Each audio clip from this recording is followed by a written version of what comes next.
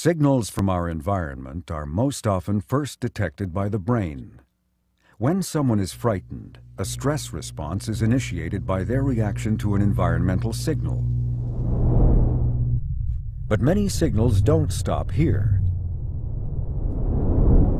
A signal received by the brain can be passed on to many types of cells throughout the body and have widespread effects. Signals get sent around the body by traveling through the nervous system or bloodstream, going from cell to cell. You could think of the cell's sole purpose in life as keeping signals going or initiating new ones in response to the environment. Once a signaling molecule from the bloodstream reaches a cell and docks, the signal is passed into the cell. Like a miniature mousetrap game, the cell is filled with complex contraptions called proteins that bump and nudge each other to keep the signal going until it reaches its target. In this case, it's the production of yet another signaling molecule that will get released into the bloodstream, dock on other cell types, and cause them to react in a variety of ways.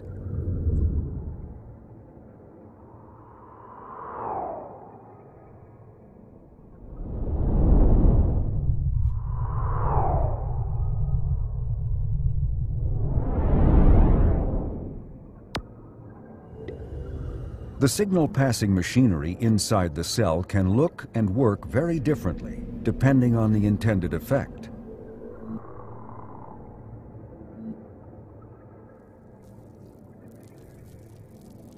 Here we see a signaling cascade that results in the release of energy molecules.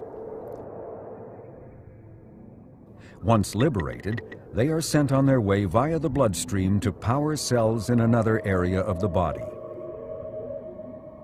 When this tiny domino effect is triggered inside cells, some amazing things can happen. Other signaling cascades triggered during the stress response result in a variety of physical reactions. This signaling molecule can relax or contract different types of muscle cells. When it reaches the skin, the signal docks on muscle cells attached to a body hair. The tiny muscle is stimulated to contract, raising the hair. The signal also docks on cells wrapped around a sweat gland, which contract too, squeezing sweat onto the skin's surface.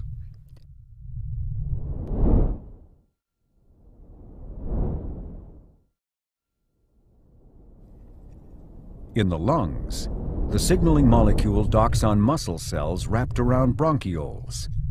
But these cells relax instead of contract to allow more oxygen into the blood. Because the protein machinery inside each kind of muscle cell is different, this single type of signaling molecule can cause both relaxation and contraction. Many signaling molecules work this way.